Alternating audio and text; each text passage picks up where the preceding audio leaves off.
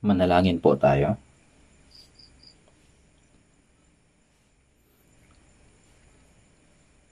Banal at mahabagin naming Amang Diyos na sa amin ay nagmamahal, kami na mga lumayo sa Diyos at lumakad sa kasalanan, bago pa namin makilala ang Diyos, una mo po kaming inibig. At ang sumpa at paghatol na nararapat para sa aming mga kasalanan ay pinasan ng Panginoong Hesukristo. Siya'y namatay at nagdanak ng kanyang mahalagang dugo upang hugasan ang aming mga kasalanan magpakailanman. Pinalaya kami mula sa sumpa at kahatulan, kaya't nagpapasalamat po kami sa biyayang ito. Sa mga oras na ito, kami na mga tinubos ng mahalagang dugo ng Panginoon ay nagkakatipon sa inyong harapan, pinupuri ang inyong dakilang biyaya at pag-ibig, nag-aaral ng inyong salita, at nagkakaroon ng fellowship sa banal na kapulungan ng Panginoon.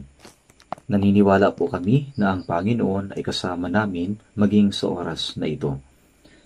Pagmasdan mo po ang bawat isa sa amin at hawakan kami ng inyong mahabaging kamay. Kung mayroon man pong mga kaluluwa sa kalagitnaan namin na hindi pa nakakaunawa sa biyaya ng Diyos, buksan mo po ang kanilang puso upang kanilang maunawaan ang dakila at kamanghamanghang pag-ibig at biyaya ng Diyos. Pagabanalin mo po kami araw-araw sa pamamagitan ng katotohanan ng inyong salita. At patnubayan mo po kaming mamuhay sa natitirang bahagi ng aming buhay bilang inyong mga anak na walang anumang ikinahihiya. Sa aming mga iglesia sa buong bansa, sa maraming iglesia sa buong mundo, at sa lahat ng mga kapatid na nagpapanatili ng pananampalataya at nangangaral ng Ebanghelyo sa gitna ng iba't ibang kahirapan, samahan po ninyo sila sa pamamagitan ng inyong salita at kapangyarihan, upang sa mga huling araw na ito, ay ganap nilang maisagawa ang banal na misyon na ipinagkatiwala ng Panginoon. Pakiusap, ibigay mo po sa amin ang salita na aming kinakailangan sa takdang panahon at ituro sa amin ang daan na dapat naming lakaran. Sa oras na ito, ipahayag mo po sa amin ang salita at banal ninyong kalooban na nais ninyong ihayag sa amin. At tulungan kaming maunawaan ang mga ito ng mas malinaw. Dalangin po namin ito sa pangalan ng Panginoong Yesus. Amen. Buksan po natin ang ating Biblia sa Lucas chapter 10. Lucas chapter 10.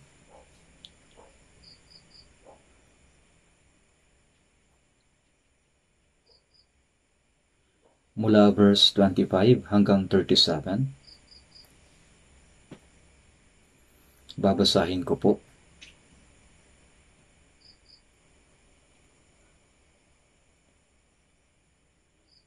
Lucas chapter 10.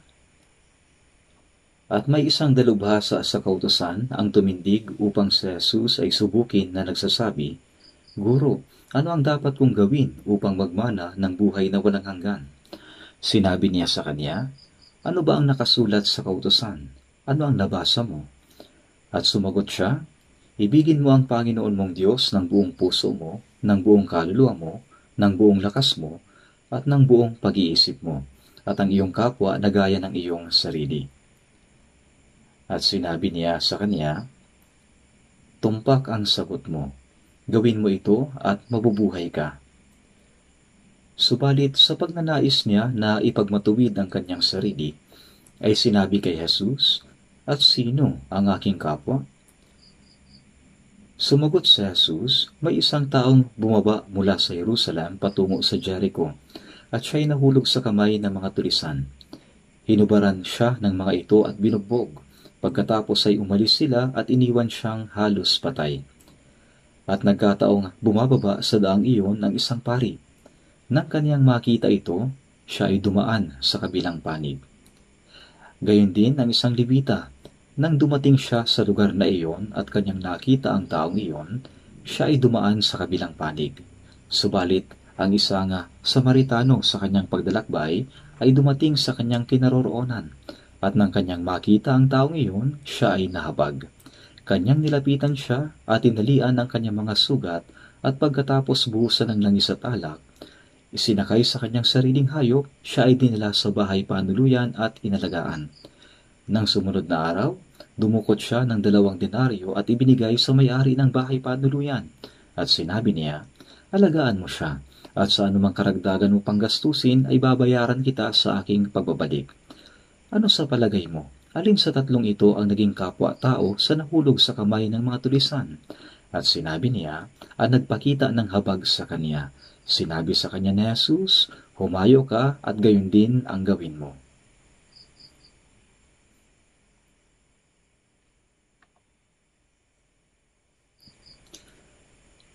Ang mensahe sa Lucas chapter 10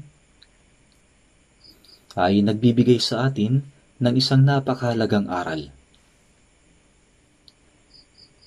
Kaya ang pamagat ng ating sermon ngayon ay ang naging kapwa-tao sa lalaking nahulog sa kamay ng mga tulisan. Ang isang madalas nating itanong sa Bible seminar ay, ano ba ang pinakamalaking problema ng tao? Maraming tao ang nabubuhay na ang iniisip lang ay paano mabubuhay ng maginhawa, paano yayaman, paano magiging matagumpay sa mundong ito. Ngunit hindi yan ang tunay na layunin ng buhay ng tao. Ang pinakamahalagang layunin ng tao habang nabubuhay sa mundong ito ay ang usapin ng kanyang kaluluwa. At pagkatapos noon ay ang usapin ng kabilang buhay. Ang pinakamalaking layunin ng tao ay makapasok sa buhay na walang hanggan. Hindi nilikha ng Diyos ang tao para lamang mabuhay ng ilang dekada sa mundo, magdusa, gumawa ng kasalanan, at pagkatapos ay mamatay na parang tapos na ang lahat. Ang maikling buhay natin sa mundong ito ay hindi ang katapusan. Ito'y paghahanda lamang para sa walang hanggang buhay pagkatapos ng kamatayan. Kung paano ang 9 na buwan sa sinapupunan ng ina ay paghahanda para sa buhay dito sa mundo, ganoon din naman, ang ilang dekada ng buhay natin sa mundong ito ay paghahanda para sa pagpasok sa walang hanggan. Sa Genesis chapter 1 verse 27, sinasabi, kaya't nilalang ng Diyos ang tao ayon sa kanyang sariling larawan. Ayon sa larawan ng Diyos, siya nilalang. Hindi ito tumutukoy sa pisikal na anyo ng tao, sapagkat ang Diyos ay walang katawan. Ang Diyos ay Espiritu. Sa John 4:24, ang Diyos ay Espiritu. Ibig sabihin, ginawa ng Diyos ang tao bilang espiritual na nilalang. Binigyan niya tayo ng kaluluwa. Sa lahat ng nilikha ng Diyos, tanging ang tao lamang ang nilikha ayon sa kanyang sariling larawan. Ginawa niya ito dahil nais ng Diyos na ang tao ay maging katuwang ng kanyang pag-ibig. Nais niya tayong dalhin sa kanyang kaharian. Nais niya tayong makasama magpakailanman. Nilalang tayo ng Diyos ayon sa kanyang sariling larawan upang makibahagi tayo sa kanyang buhay at kaluwalhatian. Kaya nga, sa Job chapter 19 verse 26, at pagkatapos na masira ng ganito ang aking balat, ipinapakita nito na kahit ang ating katawan ay tumanda, magkasakit at mabulok, hindi doon magtatapos ang lahat. Ayon sa Ecclesiastes chapter 12 verse 7, at ang alabok ay bumalik sa lupa na gaya ng una. Dahil ang ating katawan ay mula sa alabok, ito ay babalik sa alabok kapag namatay. Ngunit ang spirito, ang ating kaluluwa, ay babalik sa Diyos. Sa Lucas chapter 12 verse 20, sinabi ng Diyos sa hangal na taong mayaman, hangal, sa gabing ito ay kukunin ang iyong kaluluwa, at kanino kaya mapupunta ang mga bagay na inihanda mo? Ang Diyos na nagbigay ng kaluluwa ay mayroong kapangyarihang kunin ito. Kaya nga ganito yung sinabi ng Diyos sa lalaking hangal. Kaya ang ilang dekadang buhay natin dito sa mundo ay isang paghahanda lamang para makapasok sa kaharian ng Diyos. Ngunit dahil hindi ito naunawaan ng mga tao, kaya ang kanilang pagsusumikap ay nakatuon lamang sa mga bagay na nakikita at pisikal. Sinusubukan nilang mabuhay ng komportable sa mundo. Sa Ecclesiastes chapter 3 verse 22, ginawa niya ang bawat bagay na maganda sa kapanahunan niyon. Inilagay din niya ang walang hanggan sa isipan ng tao. Inilagay ng Diyos sa isipan ng tao ang paghahanap sa buhay na walang hanggan. Kung mayroong hinahanap, tiyak na mayroong bagay na matatagpuan. Habang tumatanda, ang mga lalaki ay nananabik o naghahanap ng babae at ang babae sa lalaki. Ang pananabik na makapiling ang isang tao ay nangyayari dahil mayroong tao, mayroong nito. Bakit naglagay ang Diyos sa isipan ng tao ng pananabik sa buhay na walang hanggan? Dahil mayroon ito. Ito'y umiiral. Ang buhay ay hindi nagtatapos pagkatapos na mabuhay ng ilang dekada sa mundong ito. Mayroong walang hanggang mundo pagkatapos ng kamatayan. Ang isang insekto na kumakain ng dahon ay papasok sa kukun at kalaunan ay nagiging lumilipad na paru-paro. Nakakita na ako ng mga kawan ng paru-paro na tumatawid sa dagat. Nabubuhay ang tao ng ilang dekada sa mundong ito para paghandaan ang walang hanggang buhay pagkatapos ng kamatayan. Gaya ng sinasabi sa Job 19:26, pagkatapos na masira ng ganito ang aking balat, gayon may makikita ko ang Diyos sa aking laman. Kaya dapat nating paghandaan ang pagsalubong sa Diyos, gaya ng sinabi sa Amos 4:12. Sa Jeremias chapter 21, verse 8, sabi ng Panginoon,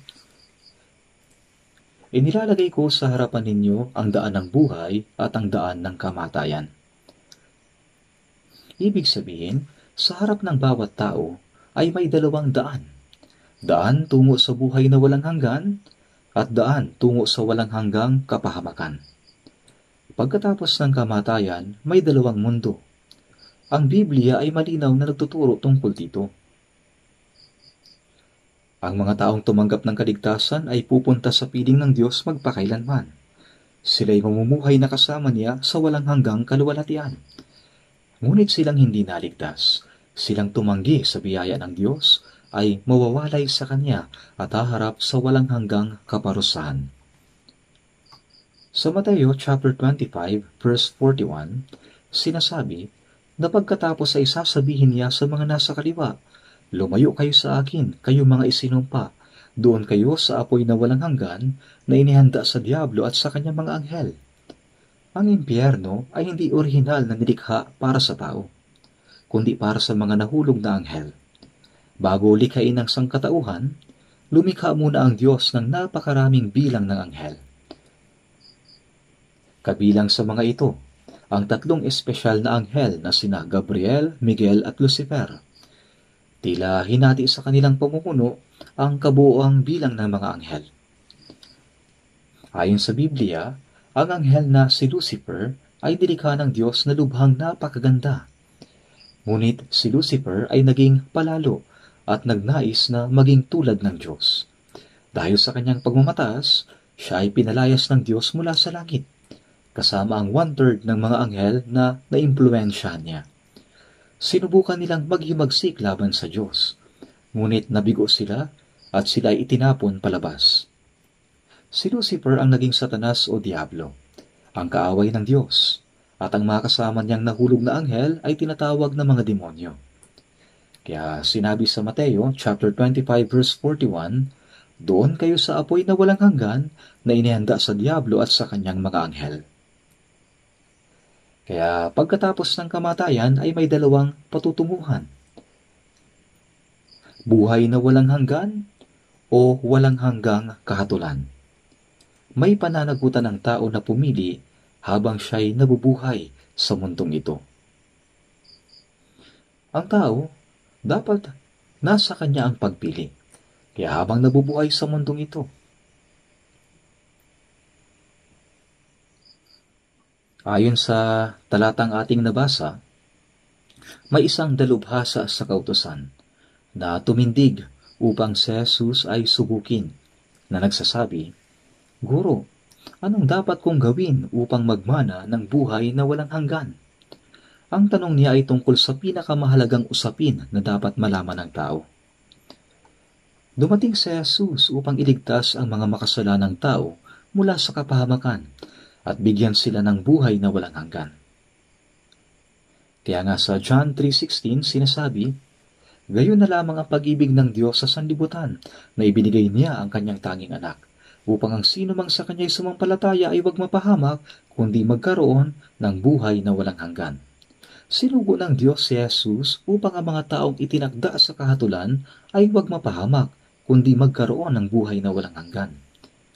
Ngunit kahit ang mga Israelita ay hindi naunawaan ito, tinanggihan nila ang Mesiyas na isinugo ng Diyos.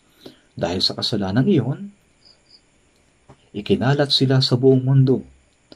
At sa loob ng halos 2,000 taon, nagdusa sila ng matinding pag-uusig at kahirapan. Ito ay isang paalala. Paalala kung gaano kabigat ang kaparusahan para sa mga taong tumatanggi kay Kristo. Isa itong aral na nagbibigay babala sa lahat ng tao sa buong mundo.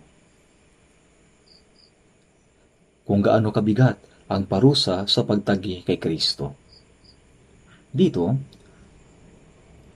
tinanong si Jesus ng dalubhasa, Guro, anong dapat kong gawin upang magmana ng buhay na walang hanggan?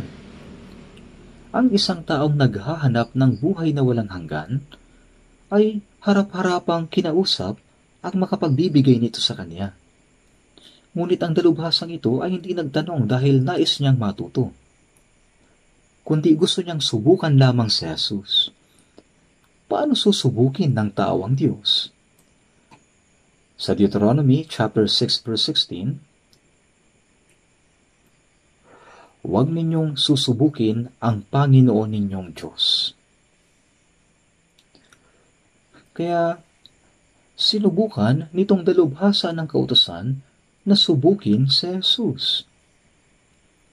Si Jesus ay ang Diyos na pumarito sa sanlibutan sa katawang tao. Ang isang taong sumusubok sa Diyos ay isang hangal at mapagmataas. Sa halip na ang Diyos, ang dapat nating subukin ay ang ating sarili.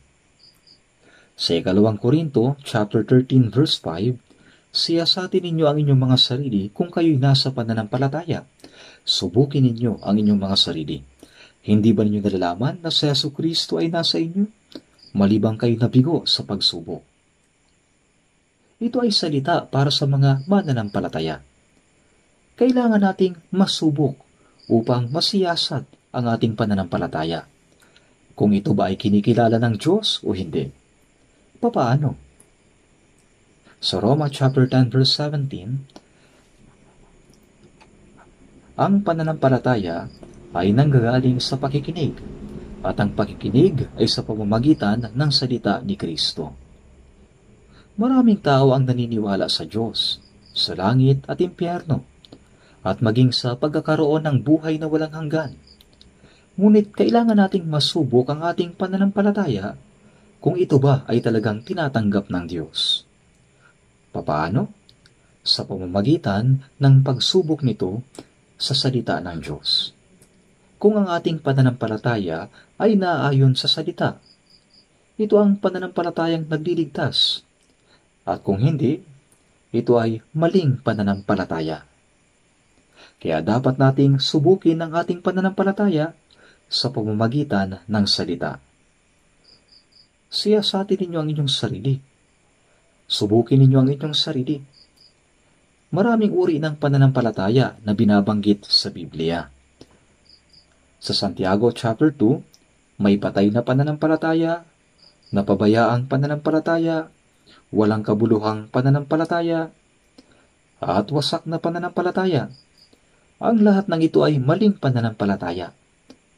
Kahit na mukhang may pananampalataya ang mga taong ito, ito'y pananampalataya na hindi tungo sa kaligtasan.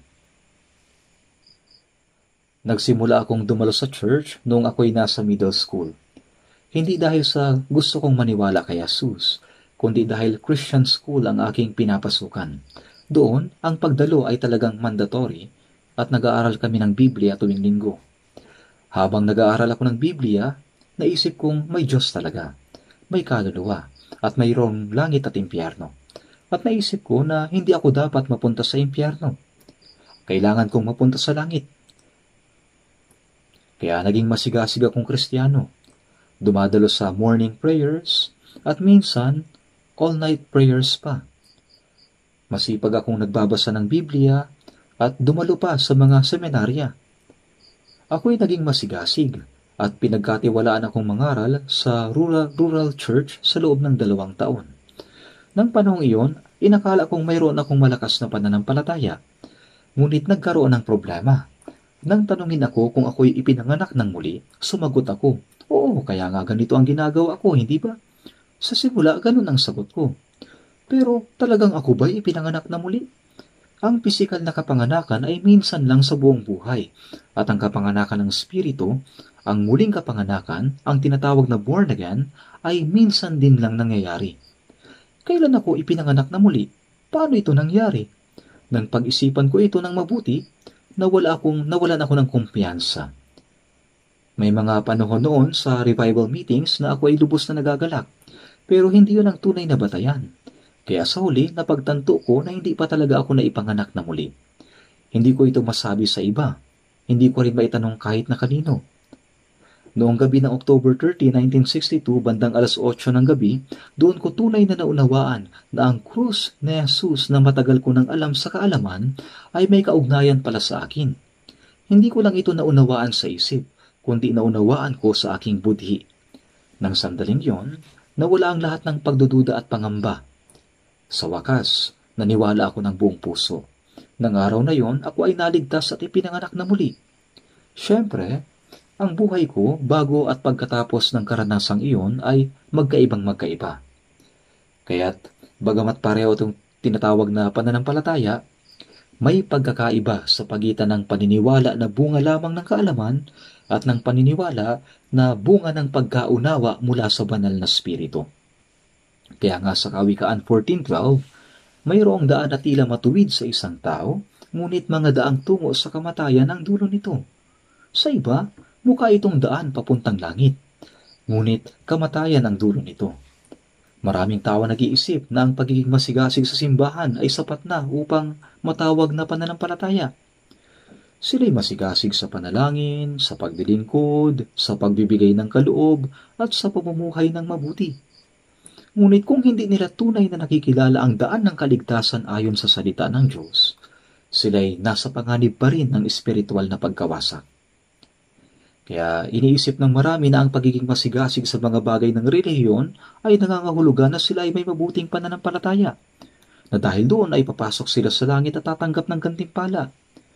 Pero kailangan mo munang makapasok sa langit bago tumanggap ng gantimpala. At para makapasok sa langit, kailangan mo munang maipanganak na muli. Kailan ka ba ipinanganak na muli? Ang ganitong uri ng relihiyosong kasigasigan ay makikita sa ibang relihiyon. Napakasigasig nila, pero ang ganitong kasigasigan ay hindi pananampalatayang kinikilala ng Diyos. Kaya nga subukin muna ninyo ang inyong sarili. Huwag ninyong susubukin ang Diyos. Sa halip, subukin ninyo ang inyong sariling pananampalataya. Dapat mong kumpirmahin kung mayroon kang pananampalatayang tinatanggap ng Diyos. Sa Galatia 3:23, ang salitang pahayag ay nangangahulugang Diyos mismo ang nagbukas at nagpakita.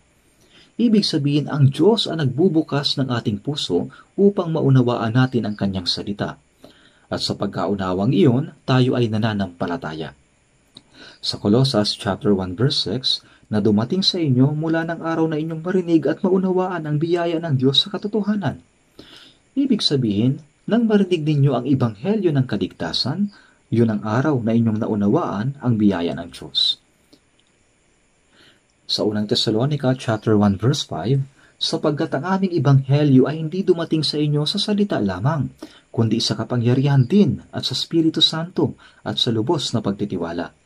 Hindi sa pamamagitan lamang ng salita, kundi sa pamamagitan din ng Espiritu Santo at lubos na pagtitiwala. Kapag ang Espiritu Santo ang nagpaunawa sa atin ng salita, ang lubos na pagtitiwala nabubuo sa ating puso. Ang pag-aalinlangan ay nawawala. Hindi na kailangang pilitin ang sarili na maniwala, kusang dumarating ang paniniwala. At ang nagpaliwanag at nagpaintindi sa atin ng salita ng Diyos ay ang banal na Espiritu. Sa Lucas chapter 13, verse 23 to 24,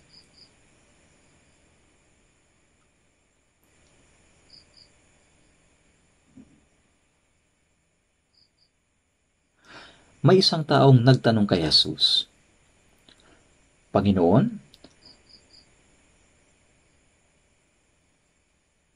kakaunti ba ang maliligtas? Ito ay malaking problema. Kung titingnan natin sa Mateo chapter 7 verse 13 to 14, pumasok kayo sa makipot na pintuan, sapagkat maluwang ang pintuan at malapad ang daang patungo sa kapahamakan, at marami ang pumapasok doon. Sapagkat makipot ang pintuan at masikip ang daang patungo sa buhay, at kakaunti ang nakakatagpo niyon. Sinabi, marami ang magsisikap na pumasok, ngunit hindi makakapasok. Sa Lucas chapter 13 verse 24, ang mga nagsisikap na makapasok ay mga taong nagnanais makapasok sa langit, mga taong naniniwala upang makarating sa langit. Maganda sana kung lahat ay makakapasok. Pero sinabi ng Biblia, marami ang magsisikap na pumasok, ngunit hindi makakapasok. Pagkatapos nating maligtas, naunawaan natin ang kahulugan ng salitang ito. Marami ang nagsasabing naniniwala sila kay Jesus. Ngayon ang Golden Age of Christianity. Maraming mga denominasyon, mga sekta, pastor at masisigasig na tao. Ito ang Golden Age of Christianity. Ngunit ang nakapagtataka, kung susuriin mo ang paniniwala ng mga taong ito, napakahirap makahanap ng tunay na ligtas o born again. Hindi ba nakapagtataka ito? Ayon sa sinabi ni Jesus, marami ang magsisikap na pumasok, ngunit hindi makakapasok. Kaya't mas marami ang hindi makakapasok kaysa sa mga makakapasok. Ngayon, kailangan natin itong seryosong pag-isipan. Dito, may isang dalubhasa ng kautusan.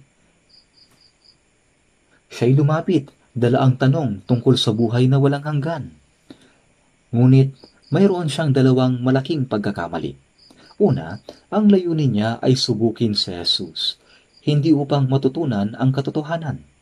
Isang malaking pagkakamali ito. Pangalawa, sinabi niya, Guro, ano ang dapat kong gawin upang magmana ng buhay na walang hanggan? Mayroong malaking pagkakamali sa kanyang pangunawa. Akala niya, mayroon siyang magagawa upang magkaroon ng buhay na walang hanggan, na ang buhay na walang hanggan ay sa gawa. Ano ang dapat kong gawin upang magmana ng buhay na walang hanggan? Maraming tao ang nag-iisip ng ganito. Ano ba ang magagawa ng tao upang makamtan niya ang buhay na walang hanggan? Sa Roma chapter 3, verse 4, sinabing ang tao, lahat ng tao ay sinungaling, ngunit ang Diyos ay tapat at totoo. Tanging ang Diyos lamang ang tapat at totoo, at ang lahat ng tao ay sinungaling. Sa Jeremias chapter 17 verse 9, ang puso ay mandaraya kaysa lahat ng bagay at lubhang napakasama. Sa paningin ng Diyos, ang lahat ng tao ay sinungaling.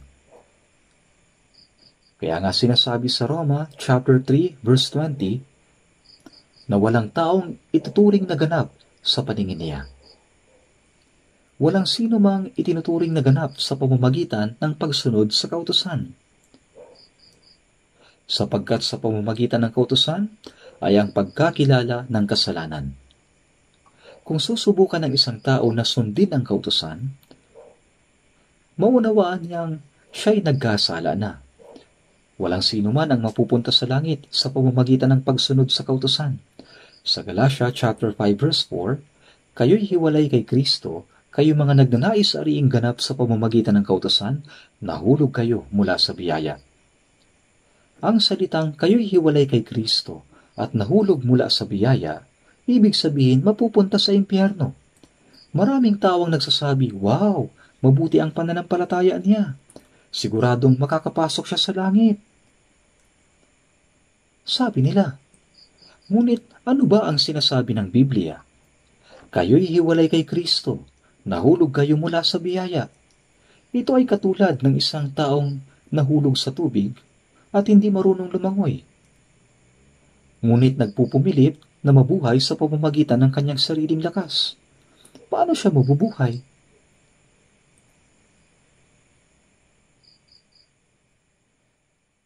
Kaya ang tanong na ano ang dapat kong gawin upang magmana ng buhay na walang hanggan ay nagpapakita sa kayabangan ng dalubhasa sa kautusan. Ito ay kayabangan. Sinabi ni Jesus, ano ba ang nakasulat sa kautusan? Ano ba ang nabasa mo? Dahil sa siya ay dalubhasa, malinaw niyang nasagot ito. Ibigin mo ang Panginoon mong Diyos ng buong puso mo, ng buong kaluluwa mo, ng buong lakas mo, at ng buong pag-iisip mo. At ang iyong kapwa na gaya ng iyong sarili. At sinabi ni Jesus sa kanya, tumpak ang sagot mo.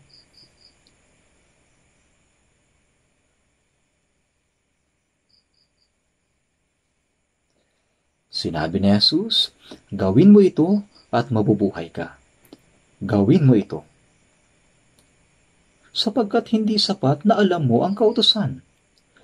Kung gusto mo na makapasok sa langit, kailangan mo itong tuparin ng buo. Kaya gawin mo. At ang dalubhasa sa pagnanais na ipagmatuwid ang kanyang sarili ay sinabi kay Jesus, at sino ang aking kapwa? Dito, lalo pang lumalalim ang kanyang pagkakamali. Sapagkat ang kaya lamang umibig sa Diyos ng buong puso at kaluluwa, ang magagawang umibig sa kanyang kapwa na gaya ng kanyang sarili. Kaya ba talaga niyang ibigin ng Diyos ng buong puso, buong kaluluwa, buong lakas at buong buhay? Lahat ng tao ay nagmula kay Adan, ipinanganak sa kasalanan. Walang sino man ang may kakayahang magmahal sa Diyos ng ganito.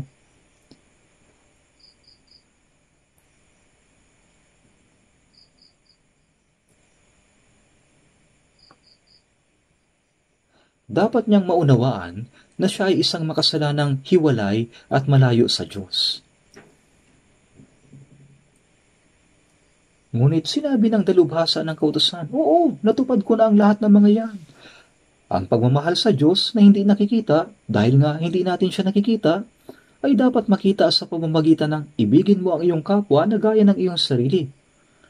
Ibig sabihin kapag ang iyong kapwa ay hubad, para bang ikaw ang hubad. Kapag siya'y nagugutom, pakiramdam mo'y ikaw mismo ang gutom. Ganoon dapat gaya ng sarili. Ngunit ang dalubhasa sa kautusan ay nagsalita upang ipagmatuwid ang kanyang sarili. Kaya kong gawin yan. Sino ba ang aking kapwa? Ang taong ito ay may puso na labis na mapagmataas. Ang taong ito ay walang kakayahang sundin ang kautusan. Ngunit sinabi niyang natupad niya ito. Namahal niya ang Diyos ng buong puso at buong kaluluwa. Namahal niya ang kanyang kapwa na gaya ng kanyang sarili. At nagtanong pa siya, sino ang aking kapwa? Sinabi sa Biblia na ginawa niya ito upang ipagmatuwid ang kanyang sarili. Hindi ba't ito'y napakalaking pagkukunwari at kayabangan? Ito'y malaking kayabangan. Sa Mateo chapter 23 verse 25, sinabi ni Jesus tungkol sa mga skriba at pariseyo. Kahabag-habag kayo, mga skriba at mga pariseyo, mga mapagkunwari. Nililinis ninyo ang labas ng kopa at ng pinggan. Kaya sabi niya, sa verse 26, linisin mo muna ang loob ng kopa at ng pinggan upang luminis din naman ang labas nito. Ano ang nasa loob? Ang puso. Ang puso ay mandaraya kay sa lahat ng bagay at lubang napakasama. Paano malilinis ang ganyang puso? Malilinis lamang ang puso kapag ang isang tao ay naligtas at nabago sa pamamagitan ng Espiritu Santo. Kung hindi, ang pagpapanggap na siya'y matuwid at ang pagsasabi niya na kaya niyang tuparin ang kautusan, pawang pagkukunwari, kayabangan. Kaya upang pagliwanagin ang kanyang pagkaunawa, nagsalita si Jesus sa pamamagitan ng isang halimbawa. Ang tanong ng lalaking iyon ay, "Sino ba ang aking kapwa? Kaya kong mahalin ang aking kapwa," sabi niya.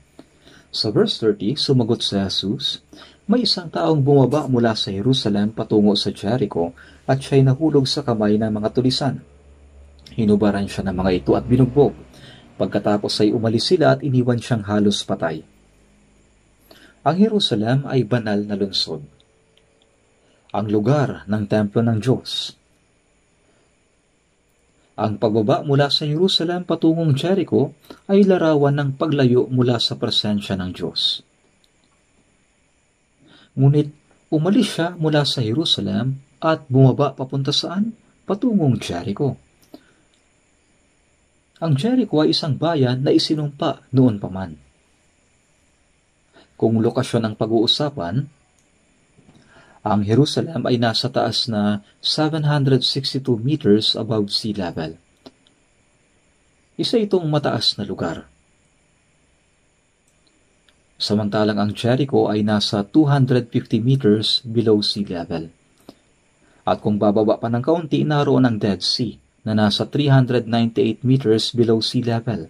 Ito ang pinakamababang lugar sa lupa.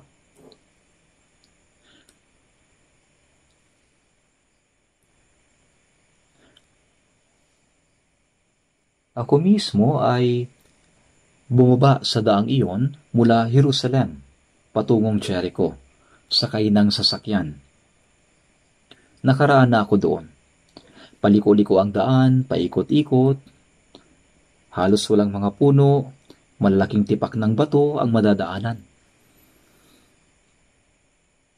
Kaya ano ang ibig sabihin ng bumaba mula sa Jerusalem patungong Jericho? Ibig sabihin nito ay pagtalikod sa Diyos at pagbagsak sa kasamaan. At kung bababa ka pa ng higit, naroon na ang Dead Sea, ang dagat ng kamatayan. Isa itong simbolo ng impyerno. Isang lugar na hindi kinaroroonan ng buhay. At pagkatapos ay sinabi niya, siya'y nahulog sa kamay ng mga tulisan. Siya'y hinubaran, sinaktan at iniwang halos patay na. Halos patay. Ibig sabihin wala na siyang malay. Binugbog siya at hinubaran. Binanggit ni Jesus na madalas magtago ang mga magnanakaw sa ilalim ng mga bato sa lugar na iyon at inaabangan nila ang mga dadaan. Nangyayari talaga ito sa totoong buhay. Gumamit si Jesus ng isang bagay na pamilyar sa mga tao upang maiparating ang kanyang mensahe. Hinubaran siya ng mga tulisan. Kinuha nila pati ang kanyang mga damit. Lahat ng mayroon siya ay ninakaw. Binugbog siya at iniwang halos patay na. Ang larawang ito, sa paningin ni Jesus, ay katulad ng kalagayan ng lahat ng tao sa mundo. Sa mata ni Jesus, ganito ang kalagayan ng lahat ng tao sa sanlibutan. Iniwan nila ang Diyos at bumaba patungong Jericho. At kung bababa pa, diretso na yon sa impyerno. Ang mga tulisan ay kumakatawan sa Diablo. Ang Diablo ang nagtutulak sa taong tumalikod sa Diyos na magpakasama, gumawa ng kasalanan, at sa huli, dalhin siya sa impyerno. Ganyan ang lahat ng tao. Parang yung halos patay matapos salakayin ng mga tulisan. Kaunti na lang at mamamatay na siya. Wala siyang kakayahang iligtas ang kanyang sarili. Ganito ang kalunos-lunos na kalagayan ng isang taong hiwalay sa Diyos.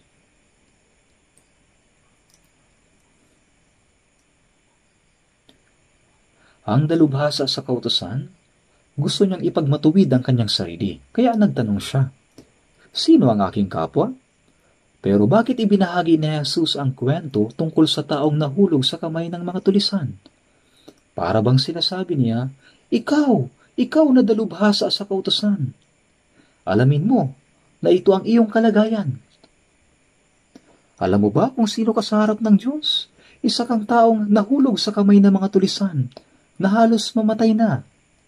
Ang kalagayan ng kanyang kaluluwa ay tulad sa isang taong lumayo sa Diyos, nabuhay sa kasalanan at patungo sa kapahamakan, binugbog ng diablo, puno ng sugat ng kasalanan. Sa Isaias 1:6, mula sa talampakan ng paa hanggang sa ulo ay walang kagalingan, kundi mga sugat, mga galos at sariwang latay. Hindi pa naampat o natalian man o napalambot man ng langis.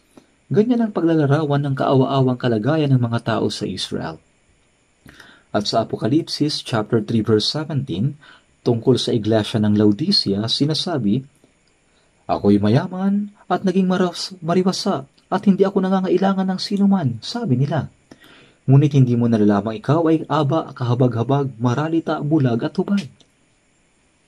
Maging ang mga Kristiyano ngayon ay nagpapanggap na sila'y matuwid. Para bang sinasabi nila, "Ako'y mayaman, mariwasa, hindi nangangailangan ng anuman." Ibig sabihin, ako'y regular na dumadalo sa church, masigasig sa pananampalataya, gumagawa ng mabuti, nagbibigay ng pera, kilala ako ng pastor, kaya wala akong kulang. Pero ayon sa Diyos, kung titingnan ang kanilang espiritual na kalagayan, ang totoo niyan, hindi nila nalalaman na sila'y kahabag-habag, kaawa-awa, dukha, bulag at hubad.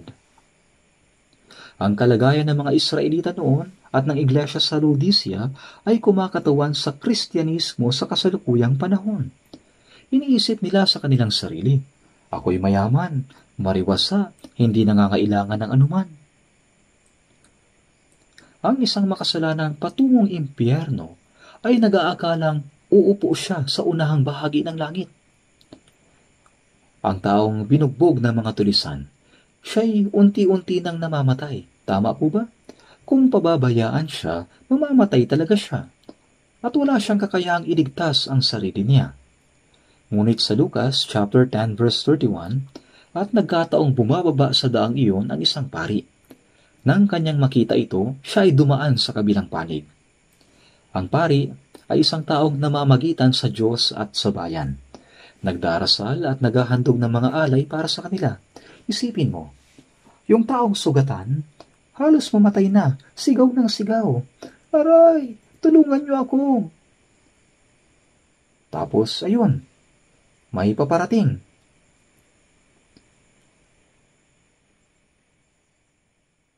Hindi basta-bastang tao, kundi isang pari. Kita pa lang sa kilos, alam mong kagalang-galang. Para ngayon, may mga pastor na iba ang dating, di ba? May tindig ng kabanalan, may hawak na Biblia, maayos at mukhang espiritual. Kung ang loob ay kasing banal ng labas, napakabuti sana. Pero itong pari, nakita niya ang taong sugatan. Ngunit lumihis siya ng daan at nagpatuloy sa kanyang paglalakad. Biktima siya ng mga tulisan. Halos patay na. Mamamatay na rin ito. Kawawa naman. Pagkatapos, nagpatuloy lang sa paglalakad. Grabe, di ba? Ang isang pari, isang taong banal na namamagitan sa Diyos para sa mga tao. Kung siya mismo ay hindi tumulong, sino pa ang aasahan ng sugatang lalaki? Pero dumaan lang siya. At pagkatapos, dumating ang isang Levita. Isang Levita. Ang Levita ay naglilingkod sa loob ng templo ng Diyos. Masipag ito. Abalang-abala sa paglilingkod. Habang nakahandusay ang taong bugbog sarado, nakita niya mula sa malayo. "Uy, mukhang Levita yun ah." Mabilis ang lakad, aktibo, mukhang abalang-abala sa gawain ng Panginoon, ngunit nang makita niya ang sugatang tao, lumihis din siya ng daan at dumaan lang. At yung pari kanina, sobrang banal kaya dumaan lang. Pero siguradong tutulungan ako nitong Levita. Maaring ganito ang inisip ng sugatang lalaki. Ngunit nang makita siya ng Levita, sinalakay ng mga tulisan, malapit nang mamatay, kawawa naman. Nagsalita lang ng malungkot at dumaan din lang. Grabe, hindi ba? Ano ang itinuturo nito sa atin? Ang taong hiwalay sa Diyos ay katulad ng bumaba mula sa Jerusalem patungong Jericho at naging biktima ng kasalanan. Sinaktan ng diablo at papunta sa kamatayan. Ito ang kalagayan ng ating kaluluwa. Wala silang kakayahang iligtas ang sarili. Ang kaligtasan nila Ang kaligtasan ay hindi nila makakamtan sa pamamagitan ng sarili nilang lakas. Kaya nga kailangan nila ng iba na magliligtas sa kanila. Ngunit ano ang ibig sabihin ng dumaan lang ang pari? Maraming mga kilalang pastor, mga banal na lider ng simbahan ang dumaan sa harap natin. Sobrang makapangyarihan at puno ng banal na spirito ang kanilang itsura. Kapag may mga revival meetings, ipinagmamalaki nilang nag-ayuno ako sa bundok at nakatanggap ng banal na spirito. Tinuturo nila ang mga ganitong mga bagay na banal. Pero makapagliligtas ba sila? Dumaan lang sila. Matapos ang revival, pagkatapos ng lahat ng iyon, matapos ang lahat ng pagmumukhang banal, anong nangyari? Wala, tapos na. Dumaan lang sila. Ano naman ang ibig sabihin ng Levita? Ito ang taong masigasig sa paglilingkod, mga taong nagsisimba, sumusunod sa araw ng Panginoon, nagsisilbi, nagbibigay ng mga handog at gumagawa ng mabubuting gawa. Para silang Levita. Pero, makapagliligtas ba sila gamit ang kanilang sariling sigasig at gawa? Hindi, dumaan din lang sila. Hindi mo rin maililigtas ang iyong sarili sa pamamagitan ng iyong sigasig, mabubuting gawa at relihiyosong pamumuhay. Ngunit sa Lucas chapter 10, verse 33 at 34, subalit ang isang Samaritano sa kanyang paglalakbay ay dumating sa kanyang kinaroroonan. At nang kanyang makita ang taong iyon, siya ay nahabag. Kanyang nilapitan siya at tinalian ang kanyang mga sugat. Pagkatapos busan ng langis at alak, pagkatapos isakay sa kanyang sariling hayop, siya ay dinala sa bahay panuluyan at inalagaan. Sa pagkakataong ito, mayroong isang Samaritano. Ang lalaking nahulog sa kamay ng mga tulisan ay pababa mula sa Jerusalem. Ibig sabihin, siya ay isang Hudyo. Sino naman ang mga Samaritano? Pagkatapos ng kamatayan ni Solomon, noong 722 BC, ang bayan ng Israel ay nahati sa dalawa. Ang bansang Israel, North Israel at South Judah.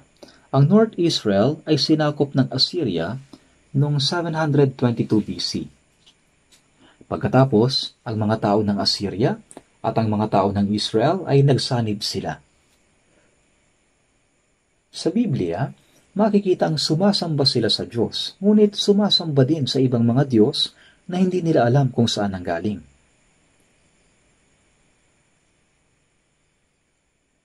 Kaya, ito ang maling pananampalataya ng mga Samaritano. Sumasampalataya sa Diyos, pero sumasampalataya sa mga Diyos-Diyosan, sa ibang mga Diyos. At hindi lang yon, nag-asawa din sila sa iba pang mga dayuhan.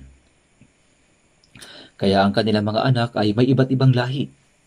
Kaya kung ikukumpara, ang South Judah ay mga tapat na naglilingkod sa Diyos, sa Jerusalem bilang sentro. Kaya itinuturing ng mga Hudyo ang mga Samaritano na parang aso. Tinatanggalan sila ng halaga. Kaya sa John chapter 4, noong dumaan si Jesus sa Samaria at humingi ng inumin sa babaeng Samaritana, napansin niyang si Jesus ay isang Hudyo. Kaya sinabi niya, "Paanong nangyari na ikaw na isang Hudyo ay humihingi ng mainom sa akin na isang Samaritana?" Ibig sabihin nito, ikaw na isang Hudyo na humahamak sa aming mga Samaritano, nanghihingi ngayon ng tubig?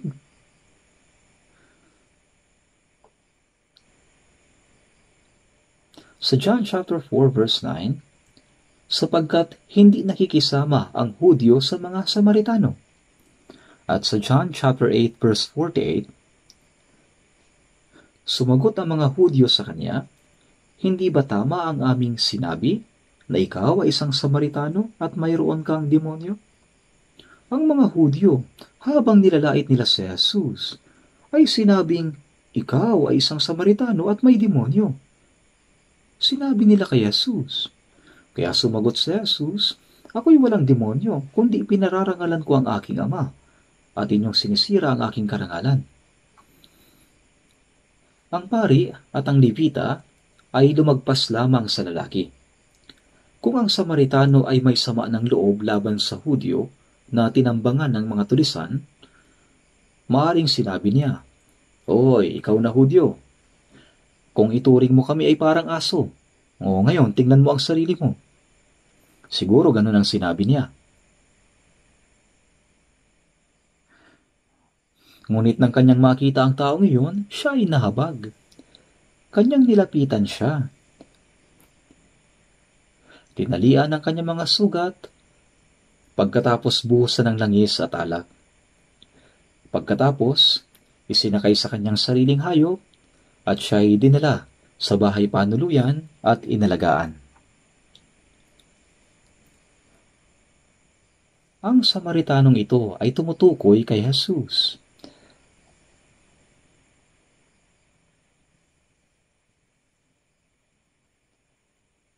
Ang dalubhasa ay nagtanong, "Sino ang aking kapwa?"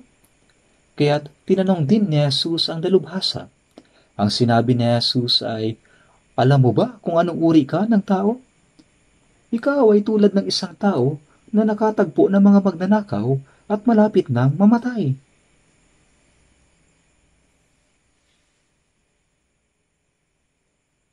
Parang ganito ang sinasabi ni Jesus. Ikaw ay isang tao na nakatagpo ng tulisan. Ang espiritual na kondisyon ng dalubhasang iyon ay napakamiserable. Siya ay tumalikod sa Diyos, binugbog at pinahirapan ng diablo at nasa bingit ng kamatayan. Kung iiwan siyang mag-isa hanggang sa huli, mapupunta siya sa impyerno. Kaya ano ang pinakakailangan niya? Kailangan niya ng tutulong sa kanya. Ngunit siya na halos patay na ay nagtatanong, "Sino ang aking kapwa?" Ito ay isang kahangalan. Ang isang makasalanang patungo sa impyerno ay walang kakayahang ibigin ng Diyos at ang kanyang kapwa na gaya ng kanyang sarili. Yamang ang lahat ay nagkasala, walang sino mang kayang abutin ang pamantayan ng Diyos. Walang matuwid. Sa Roma 3:20, sapagkat sa pamamagitan ng kautusan ay ang pagkakilala ng kasalanan. Ngunit ang dalubhasang iyon ay puno ng pagmamataas na nagtatanong, "Sino ang aking kapwa?" Kaya si Jesus ay nagsabi, "Alam mo ba kung sino ang lalaking nahulog sa kamay ng mga tulisan sa daan mula sa Jerusalem patungong Jericho? Ikaw ang taong iyon. Ang kaluluwa mo ay kalunos-lunos na kalagayan. Pinahihirapan ng diablo. At kung iiwan kang ganoon, ikaw na makasalanan ay mapupunta sa impyerno. At sinong magliligtas sa iyo? Ako ang iyong kapwa." Ang Jesus na kinususuklaman ng mga Hudyo ang tanging makapagliligtas sa taong nahulog sa kamay ng tulisan. Si Jesus ang mabuting Samaritano. Kaya si Jesus ay nagsalita ng gayong katotohanan. Siya ay nahabag sa kanya. Kanyang nilapitan siya at tinalian ang kanyang mga sugat.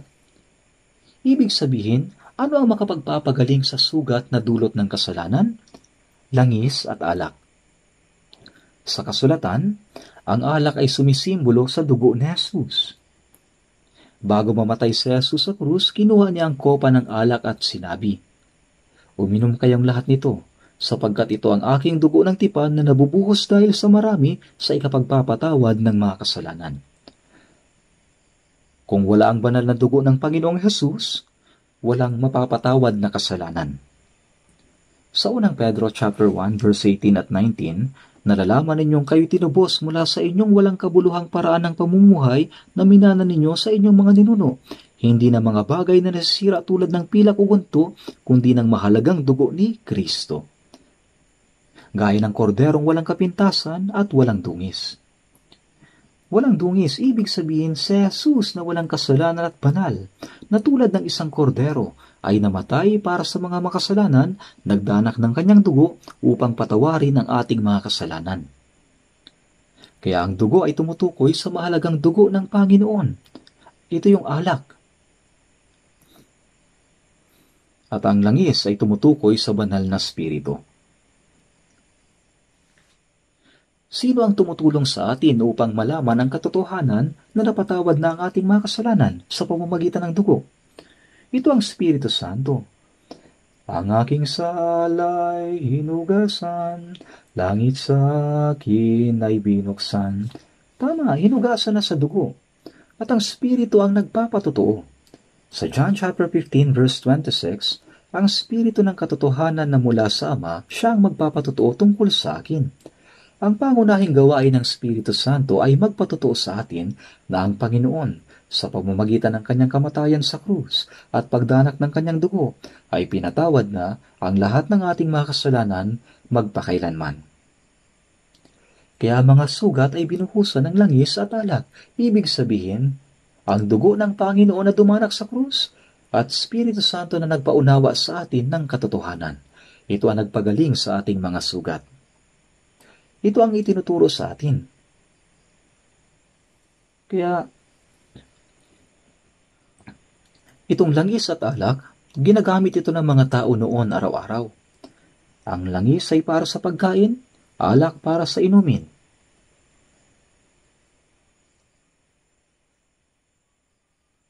Ngunit dito, ang langis at alak ay ginamit para sa sugat. Hindi lang ito ginagamit bilang pagkain. Pwede rin itong gamitin sa mas mahalagang bagay tulad ng panggamot. Kapag mayroong emergency, ang langis at alak ay pwedeng gamitin bilang gamot. Kaya't ang taong ito ay nangangailangan ng langis at alak. Pinunit niya ang kanyang damit upang talian ang mga sugat.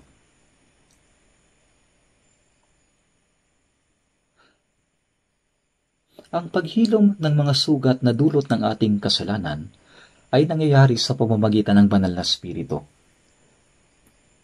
Nang maunawaan natin at sampalatayanan ang nagawa ng dugo ng Panginoong Jesucristo. Kapag naunawaan natin na tayo ay mga makasalanang nakatakda sa pagkawasak at taimtim na nagnais na maligtas, ang Espiritu Santo ang tumutulong upang maunawaan ang biyaya ng Diyos. Sinasabi din sa Biblia na tinalian ang kanyang mga sugat pagkatapos buhusan ng langis at alak, at pagkatapos isakay sa kanyang sariling hayop ay dinala sa bahay panuluyan at inalagaan. Dinala siya sa bahay panuluyan. Noong unang panahon, ang bahay panuluyan ay isang lugar kung saan ang mga manlalakbay ay maaaring tumigil at magpahinga. Akala ko noon, ang bahay panuluyan ay isang lugar kung saan mga babae lang ang pwedeng manatili. Dahil sa Korean, ang salitang in ay may kaugnayan sa babae o woman. Ngunit kinalaunan, nalaman ko na ang bahay panuluyan ay isang lugar kung saan tumutuloy ang mga manlalakbay. Gayunpaman, dinala ng Samaritano sa bahay panuluyan ang sugatang lalaki. Siya ay dinala sa bahay panuluyan at inalagaan. Inalagaan siyang mabuti ng Samaritano, at nang sumunod na araw, dumukot siya ng 2 denaryo at ibinigay sa may-ari ng bahay panuluyan. At sinabi niya, alagaan mo siya at sa anumang karagdagan mo pang gastusin, babayaran kita sa aking pagbabalik. Hindi lang basta iniwan ng Samaritano ang sugatang lalaki sa bahay panuluyan. Nagbigay siya ng 2 denaryo sa may-ari para sa magagasto sa pag-aalaga. Ito ang biyaya at katotohanan. Sa John chapter 1 verse 14, at naging tao ang salita at tumahang kasama namin. Tumutukoy ito kay Jesus. At nakita namin ang kanyang kaluwalhatian. Kaluwalhatiang gaya ng tanging anak ng Ama. Puspos ng biyaya at katotohanan. Ang biyaya ng Panginoon na dumating sa sanlibutan upang tubusin tayo sa ating mga kasalanan. At ang katotohanan nagpapatotoo sa kanyang salita. Kaya puspos ng biyaya at katotohanan. Kaya alam niyo ba kung ano ang tinutukoy na bahay panuluyan? Naalala niyo pa ba? Ito ang iglesia. Tayo ang mga ligtas na mananampalataya ay doon dinadala pagkatapos maligtas. Yung taong halos mamatay dahil sa kanyang sugat ay ginamot at iniligtas. Pero dahil masyadong malalim ang mga sugat niya, kailangan niya ng panahon upang magpagaling. At ang lugar kung saan siya patuloy na ginagamot ay ang bahay panuluyan. Ito ang iglesia. Tulad nito, kahit tayo ay mga naligtas na at ipinanganak na muli sa pamamagitan ng dugo ni Jesus at Espiritu Santo, ang ating mga sugat na dulot ng kasalanan ay kailangan pang maghilom. Hanggang kailan? Hanggang sa muling pagbalik ng Panginoon. Kaya sa unang Korinto chapter 1 verse 9, sinasabing tayo ay tinawag sa banal na pakikisama kay Kristo. Maging sa Filipos chapter 1 verse 5, sinasabing pakikibahagi sa pagpapalaganap ng Ebanghelyo mula ng unang araw hanggang ngayon. Ang fellowship ay hindi lang isang bagay na ginagawa ng mag-isa. Hindi ito ginagawa ng mag-isa. Ito ay sa grupo ng mga mananampalataya. Ang dahilan kung bakit inilagay tayo ng Diyos sa iglesia ay dahil sa ang iglesia ang pagtitipon ng mga naligtas na mananampalataya na pinag-isa ng banal na spirito. Ang banal na spirito ay kumikilos dito. Ang Panginoon na nagligtas at nagdala sa atin sa kanyang iglesia. Kaya ang may-ari ng bahay panuluyan ay ang Espiritu Santo. Ang Espiritu Santo ang sinabihan na alagaan mo siya. Ang Espiritu Santo ay hindi lamang tumutulong upang maligtas ang tao. Siya rin ang gumagabay at nagpapagaling sa mga ligtas na tao. At sa unang Pedro chapter 2 verse 2, gaya ng mga sanggol na bagong silang, mithiin ninyo ang malinis na espiritual na gatas ng salita upang sa pamamagitan nito ay lumago kayo tungo sa kaligtasan. Tayo ay mga naligtas na, ngunit mga sanggol pa sa spirito. Kailangan nating paunti-unting lumago. Lumago. Ibig sabihin, ang ating lumang pag-uugali ay dapat mawala. At ang katangian ni Kristo ay dapat mabuo sa atin. Sa Colossus 1:28, sinasabi, siya ang aming ipinahayag na binabalaan ng bawat tao at tinuturuan ng bawat tao sa buong karunungan upang tayong lahat, ang lahat ay maiharap naming sakdal kay Kristo. Tayo na mga naligtas ay pinapahalagahan ng Diyos sa loob ng iglesia sa pamamagitan ng karunungan ng kanyang salita. Kaya kapag sinabing upang ang lahat ay maiharap naming sakdal kay Kristo, ibig sabihin, hinuhubog niya tayo upang maging spiritually mature at ganap ang ating katangian. Sa Galatia, sinabi ni Pablo, para sa inyo, muli akong nakakaranas ng hirap ng panganganak hanggang si Kristo ay mabuo sa inyo. Ibig sabihin, hanggang sa ang katangian ni Kristo ay mabuo sa inyo. Muli ako nakakaranas ng hirap ng panganganak. Ang isang ina dumaranas ng hirap sa panganganak at hirap sa pagpapalaki ng anak. Si Pablo ay dumanas ng gayong kahirapan sa pangangaral ng Ebanghelyo. Muli ako nakakaranas ng hirap ng panganganak hanggang si Kristo ay mabuo sa inyo. Muli, ibig sabihin, kahit naligtas na ang isang tao, patuloy pa rin ang paghihirap upang ang katangian ni Kristo ay mabuo sa kanila. Kaya pagkatapos nating maligtas, ang ating puso ay nagbabago ng paunti-unti. Ang ating paraan ng pamumuhay ay nagbabago, unti-unti tayo nagiging ganap bilang anak ng Diyos. Kaya ang bahay panuluyan na ito ay kumakatawan sa iglesia. Ipinagkatiwala sa atin ang bahay panuluyan na ito hanggang sa pagbabalik ng Panginoon. Doon tayo ipinagkatiwala sa bahay panuluyan. Kaya sa aking pagbabalik sa anumang karagdagan upang gastusin, ibig sabihin, kung mahigit pang kailangan para sa lalaking ito, babayaran kita sa aking pagbabalik. Anong ibig sabihin nito? Ipinagkatiwala ng Diyos ang biyaya at katotohanan sa iglesia, sa banal na spirito. At sa pamamagitan ng biyaya at katotohanan iyon, ang mga naligtas ay patuloy na inaalagaan. Pero sapat na ba yun? Hindi po, mayroon pang kulang. Ano ito? Ito ay tungkol sa ating laman. Sa Roma chapter 8 verse 23, sa masidhing paghihintay ng pagkukupkup ang pagtubos sa ating katawan. Ito ay pagtubos sa ating katawan sa pagdating ng Panginoon. Sa Filipos 3:21, magbabago ng ating hamak na katawan upang maging tulad ng katawan ng kanyang kaluwalhatian. Ang mahina at hamak na katawan na ito ay babaguhin sa isang banal at maluwalhating katawan tulad ng sa Panginoon. Alam niyo ba ang tungkol dito? Kapag nangyari yon, maaari na nating makaharap ang Panginoon sa kanyang kaluwalhatian. Kaya sinasabi nila na ang uod nagiging sikada pagkatapos ng 7 taon. Unti-unti, ang uod nagsisimulang mag-anyong sikada at pagkatapos sa alis sa pinagbalatan at lilipad papalayo. Gaya nito, ang panloob na pagkatao ng mga naligtas ay unti-unting nagiging katulad ng larawan ni Kristo. At ang kanilang pagkatao ay nababago. Pagkatapos, pagdating ng Panginoon, ang ating hamak na katawan ay mapapalitan ng isang maluwalhating katawang tulad ng sa Kanya. Kung ang Panginoon ay dumating ngayon, mangyayari kaagad ito. Kaya sa 1 John chapter 3 verse 1, masdan ninyo kung anong uri ng pag-ibig ang ipinagkaloob sa atin ng Ama upang tayo matawag na mga anak ng Diyos. At tayo'y gayon nga. Dahil dito'y hindi tayo nakikilala ng sanlibutan sapagkat hindi siya nakilala nito. Ngayon ay mga anak tayo ng Diyos at hindi pa nahayag kung magiging ano tayo. Nalalaman natin na kung siya'y mahayag, sa madaling salita kapag ang Panginoon ay nagpakita o kapag ang Panginoon ay bumalik, tayo ay magiging tulad niya sapagkat siya'y ating makikita bilang siya. At sino mang may ganitong pag-asa sa Kanya ay naglilinis sa Kanyang sarili, gaya naman niyang malinis. Bagamat tayo ay may mahina at hamak na katawan ngayon, ang ating panloob na pagkatao ay unti-unting nagiging tulad ng sa Panginoon. At sa araw na magbalik ang Panginoon, maging ang ating pisikal na katawan ay babaguhin tungo sa isang espiritual at maluwalhating katawan.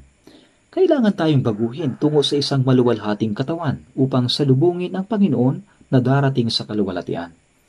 Sa araw na bumalik ang Panginoon, tayo magiging tulad niya sapagkat siya'y ating makikita bilang siya. Kaya dahil dito, magiging katulad ng Panginoon, maaari na natin siyang makita sa kanyang kaluwalhatian. Sino mga may ganitong pag-asa sa Kanya? Ang mga naligtas ay may ganitong pag-asa. Naglilinis sa kanyang sarili, gaya naman niyang malinis. Upang maging malinis araw-araw, dapat tayong lumayo sa mga kasalanan ng sanlibutan. Paano tayo magiging malinis gaya ng Panginoon? Gayunpaman, kailangan nating patuloy na maging katulad niya. Kung ang isang taong ligtas ay may mapagkunwaring puso o nagsasalita ng kasinungalingan o lihim na gumagawa ng mga maling bagay, sa madaling salita, kung hindi sila malinis, kung gayon, hindi sila maaaring maging katulad ng Panginoon. Kaya't iniwan ng mabuting Samaritano ang lalaki sa bahay panuluyan at binigyan ang may-ari ng bahay panuluyan ng 2 denaryo. Nakiusap siya na ang lalaki alagaan. Ito ay biyaya at katotohanan. Ito ang biyaya at katotohanan. Alagaan mo siya at sa anumang karagdagan mo pang gastusin ay babayaran kita sa aking pagbabalik. Ano pa ba ang kulang? Bago dumating ang Panginoon, hindi pa tayo perpekto. Kapag dumating ang Panginoon, tayo ay magiging katulad niya. Maluwalhati. Kaya nasa atin ang pag-asang ito. Kung kaya, bilang mga naligtas, kailangan nating magkaroon ng fellowship sa mga naligtas na mananampalataya sa loob ng iglesia ng Panginoon.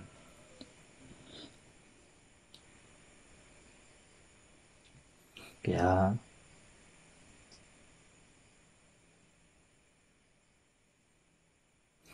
gaya ng sinasabi sa Efeso chapter 4 verse 3, na nagsisikap na mapanatili ang pagkakaisa ng Espiritu sa buklod ng kapayapaan.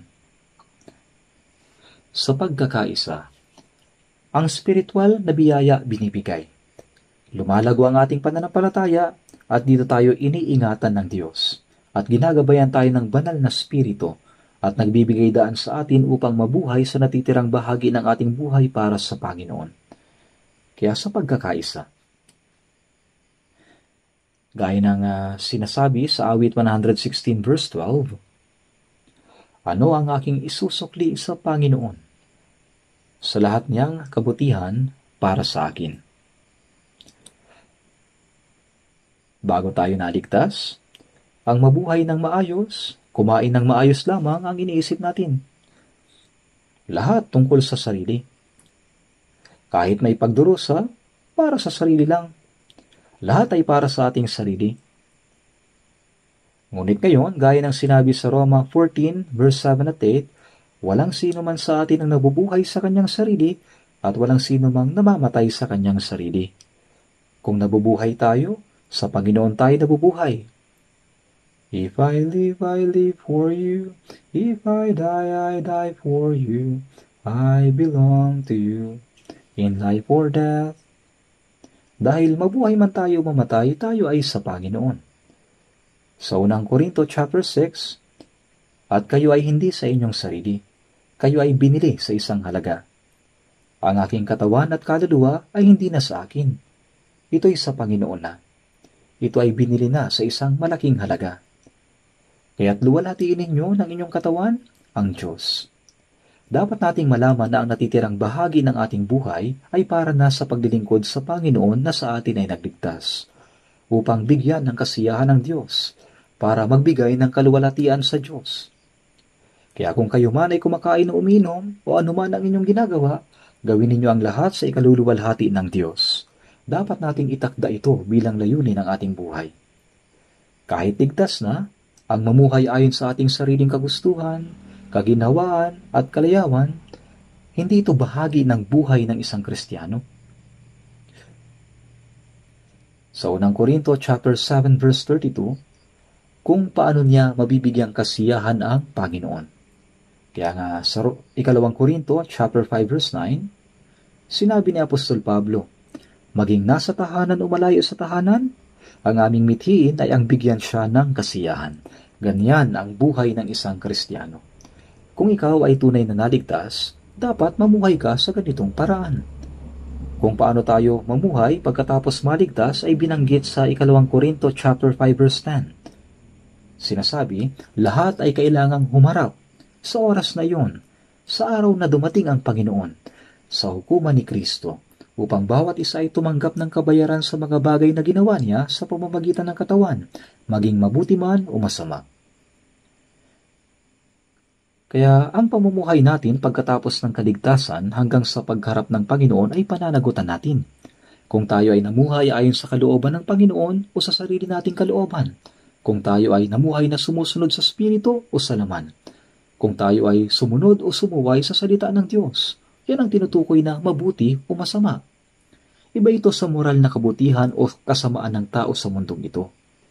Sa Santiago chapter 4 verse 17, kaya't ang sino mang nakakaalam ng paggawa ng mabuti, ngunit hindi ito ginagawa, ito ay kasalanan sa kanya. Ang paggawa ayon sa kalooban ng Diyos ay mabuti. Ang pangangaral ng Ebanghelyo at pagliligtas ng kaluluwa ang pinakadakilang kabutihan. Ang malaman kung paano ito gawin, ngunit hindi ginagawa, sa halip ibang bagay ang ginagawa, ito ay kasalanan. Para sa mga makamundong tao, ang paggawa ng masasamang gawain ay itinuturing na kasalanan. Pero dapat malaman ng mga Kristiyano na hindi lamang paggawa ng masama ang masamang gawain, kundi pati ang hindi paggawa ng kalooban ng Diyos. Ito'y kasalanan. Kaya kailangan nating maghanda sa pagharap ng Panginoon sa muling pagdating. Kung mayroong isang dakilang ama, hindi niya sinasabi sa kanyang anak na, anak, ayos lang kahit kalahati lang ang tularan mo sa akin. Sa halip, kanyang sasabihin, maging tulad ka sa akin. Kaya nga kayo nga'y maging sakdal, gaya ng inyong ama sa langit na sakdal. Nang magpakita ang Diyos kay Abraham sa edad na 99, sinabi niya, Abraham, lumakad ka sa harapan ko at maging walang kapintasan. Ang 99 ay kulang ng isa, di ba? Siya ay 99 na taong gulang. Lumakad ka sa harapan ko at maging walang kapintasan.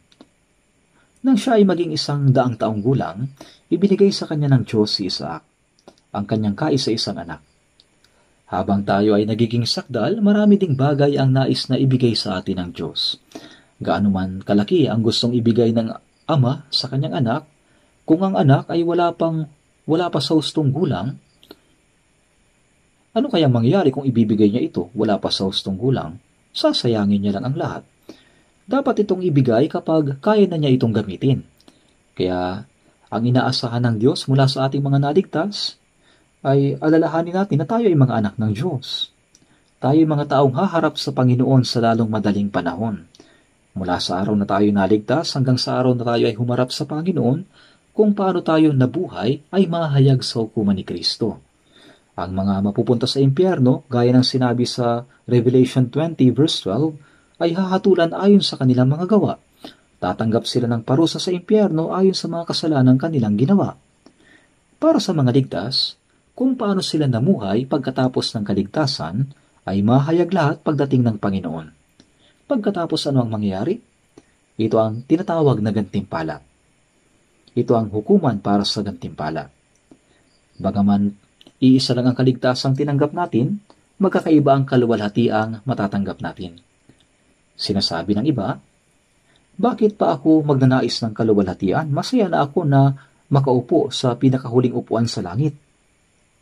Pero kung kaharap mo ang Panginoon ngayon, masasabi mo pa rin ba ito?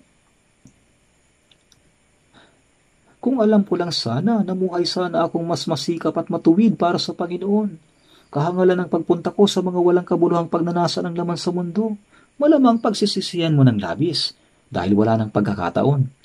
Pero ngayon, meron pa tayong pagkakataon kaya dapat nating ialay ang natitira nating buhay para sa Panginoon. Sinabi ni Jesus sa taong dalubhasa sa kautusan sa verse 36, alin sa tatlong ito ang naging kapwa-tao sa nahulog sa kamay ng tulisan? At sinabi niya, ang nagpakita ng habag sa kanya. Sinabi ni Jesus, humayo ka at gayon din ang gawin mo.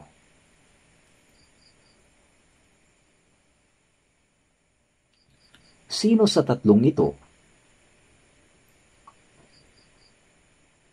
Ang pari, dumaan lang at tumingin. Ang Levita, ganoon din, dumaan lang at tumingin. Ang Samaritano ay nahabag. Siya'y nilapitan, binigkisan ang kanyang mga sugat, pagkatapos buhusan ng langis at alak. At pagkatapos ay isinakay sa kanyang sariling hayop at dinala sa bahay panuluyan at maingat na hiniling sa may-ari na alagaan siya. Alagaan mo siya at sa anumang karagdagan mo pang gastusin ay babayaran kita sa aking pagbabalik. Ano ang sinabi ng taong dalubhasa sa kautusan? Sinabi niya, at sino ang aking kapwa? Dapat nating unawain ng maingat ang salitang ito. Kung lalaktawan ang nasa gitna at tututok lang sa huli, humayo ka at gayon din ang gawin mo, maaaring isipin ng ilan na ang sinasabi ni Jesus ay tumulong sa kapwa tulad ng ginawa ng Samaritano. Ngunit tayo mismo ay tulad ng nahulog sa kamay ng tulisan. Kaya paano tayo makakakilos bilang mabuting Samaritano? Hindi tayo dapat malito sa mga salitang ito. Ako'y naging pastor sa lungsod ng Mokpo sa loob ng 5 taon.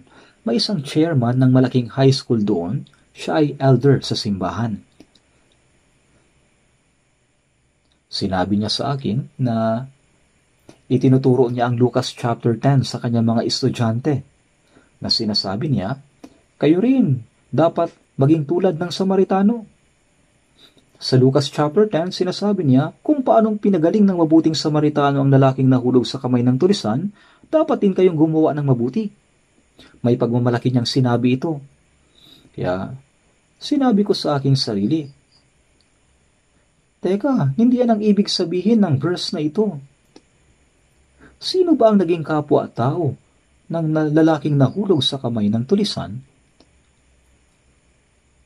Ang lalaking nahulog sa kamay ng mga tulisan ay ang taong dalubhasa sa kautusan. At si Jesus ang nagkapwa-tao ng lalaking iyon. Ito ang tunay na kahulugan. Kailangang makahanap ang taong iyon ng kapwang magliligtas sa kanya. Kailangan niya nga matagpuan si Jesus. Humayo ka at gayon din ang gawin mo. Ibig sabihin, kung ikaw ay ligtas na, gawin mo rin sa iba ang ginawa ng Panginoon sa iyo. Yun ang ibig sabihin.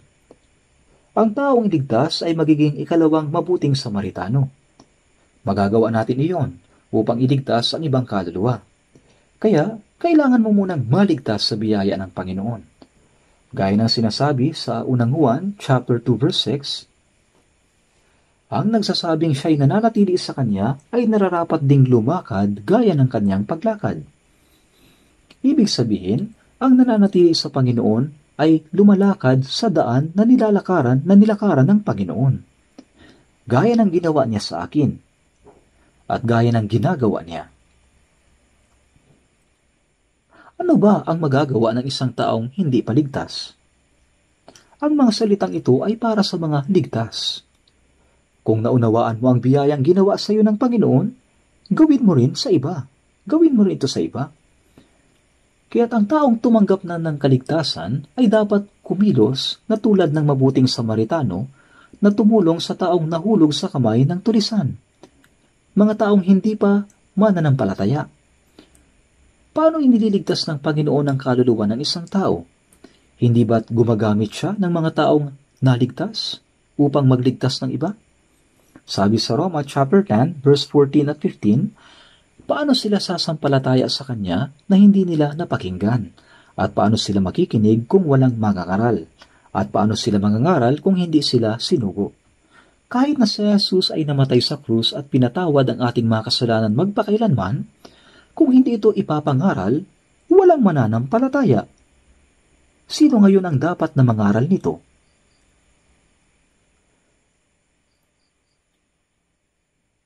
Sa John chapter 20 verse 19 to 21, makikita natin na matapos mabuhay muli, si Jesus ay nagpakita sa kanyang mga alagad. Sa John chapter 20 verse 21, sinabi niya, "Kapayapaan ang sumainyo. Kung paanong isinugo ako ng Ama ay isinusugo ko rin naman kayo." Dumating si Jesus upang maisakatuparan ang kalooban ng Ama, upang bayaran ang kasalanan ng sanlibutan at iligtas tayo. Nang sinabi niya, isinusugo ko rin naman kayo, ito ay nangangahulugang tayo na tumanggap ng kaligtasan ay isinusugo upang ipangaral ang katotohanan na ito. Naunawaan po ba ninyo? Kung tayo mga ligtas ay mananatiling tahimik at hindi mangangaral, walang sino man ang maliligtas. Tayo ay kailangang pumangalawa sa mabuting Samaritano. Sinabi ni Jesus, gayon din ang gawin mo. Sa Galatia chapter 2 verse 20, ako'y ipinakong kasama ni Kristo at hindi na akong nabubuhay kundi si Kristo ang nabubuhay sa akin. Sa puso ng isang taong ligtas, ang Panginoon ay nananahan at kumikilos. Kaya tungkulin natin na magpatotoo sa ebanghelyo ng biyaya ng Panginoon. Sa mga makasalanang nanganganib na mapahamak upang sila din ay maligtas. Ipinapaliwanag nito na ang mga taong tumanggap ng kaligtasan ay kailangang maging tulad ng mabuting Samaritano. Kailangan din nating iligtas ang ibang mga kaluluwa. Ito'y isang napakahalagang mensahe. Sa pamamagitan ng mga salitang ito, maunawaan natin ang tatlong biyayang ibinigay sa atin ng Diyos.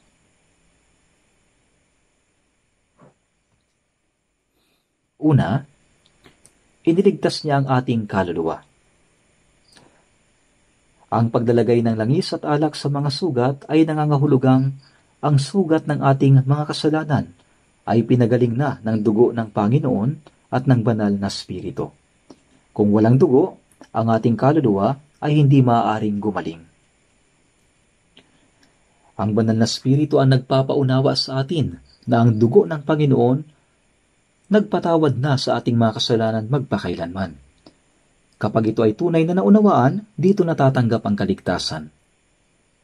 Pangalawa, sinabi ng mabuting Samaritano sa tagapamahala ng bahay panuluyan, alagaan mo ang taong ito hanggang sa ako'y makabalik. Ibig sabihin, habang hindi pa dumarating ang Panginoon, kailangan nating manatili sa iglesia upang patuloy na tumanggap ng kagalingan. Ang banal na Espiritu ay patuloy na nag-aalaga sa atin at araw-araw binabago ang ating puso at buhay. Kaya tiyak na ang mabuting Samaritano ay hindi gugustuhing makita na bahagya lang yung paggaling ng taong halos mamatay na. Siyempre gusto niyang makita na ang taong iyon ay lubos ng gumaling at ganap na manumbalik. Gayon din sa pagbabalik ng Panginoon, hindi niya gugustuhing makita na ang mga Kristiyano ay mahina pa rin. Nais niyang makita tayo na hindi lamang naligtas kundi namumuhay ng may tapang bilang mga anak ng Diyos. Nais din niyang makita tayo na nagliligtas ng iba pang mga kaluluwa.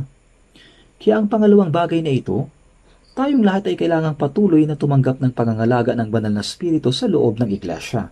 Ang banal na Espiritu ay nagliligtas ng ibang kaluluwa sa pamamagitan ng mga Kristiyano. Ipinagkatiwala ng Panginoon ang mga ligtas na tao sa bahay panuluyan. Ito ang iglesia. Kaya hindi tayo dapat tumakas o lumayo sa iglesia. Kapag may bagong panganak na sanggol, minamahal at inaalagaan siya ng kanyang ina, ama at lahat ng miyembro ng pamilya. Ganoon din naman. Kapag may bagong ligtas na Kristiyano, ang mga naunang naligtas na kapatid, mga kapwa Kristiyano ay nagmamahal at nag-aalaga sa kanila. Ngunit kung ayaw ng sanggol na magpaalaga sa kanyang pamilya at tataka siya sa gabi, ano kaya ang mangyayari? Baka kagatin siya ng aso sa kalsada. At pag nakita siya ng mga dumaraan, "Hoy, bakit nasa kalsada ang maliit na batang yon?" Baka dalhin nila ang sanggol na ito sa isang ampunan. Magiging trahedya iyon. Gayun din, sa mga bagong naligtas na tao, dapat manatili sa fellowship. Ang ibig sabihin ng pag-alis sa fellowship ay pag-alis sa Panginoon. Sa fellowship, ginagawang perpekto ng banal na spirito ang ating puso at buhay at naisa sa katuparan ng gawain ng pagliligtas sa ibang mga kaluluwa, hanggang sa pagdating ng Panginoon. Napakahalaga ng salitang ito. Manalangin na po tayo. Mahabagin naming Diyos Ama, kami po na lumayo sa inyo at lumakad sa kasalanan ay karapat-dapat sa hatol, sumpa at sa walang hanggang kapahamakan sa harapan ng Diyos. Kami po ay lubos na nagpapasalamat sa inyong dakilang pag-ibig sa amin, sapagkat noong hindi pa namin kayo nakikilala, ang Panginoong Yesus ay namatay para sa amin. Ibinuhos ang kanyang dugo, pinatawad ang aming mga kasalanan magpakilanman, at iniligtas kami ng walang hinihinging anumang kapalit. Panginoon, ikaw na nagpahayag sa amin ng napakadakilang biyaya, tulungan po ninyo kaming mamuhay sa nalalabi naming buhay para sa kalooban at kalawalatian ng Diyos. Naway araw-araw kaming mabago sa pamamagitan ng inyong salita at ng Espiritu Santo sa loob ng iglesia kung saan ka po kumikilos. Habang kami ay may fellowship sa aming mga kapatid kay Kristo, tulungan mo po kami na maipahayag ang dakila at kahangahangang pag-ibig at biyaya ng Diyos sa mga hindi paligtas na tao, upang maisakatuparan namin ang gawain ng pagliligtas sa mas marami pang kaluluwa. Dalangin po namin ito sa pangalan ng Panginoong Yesus. Amen.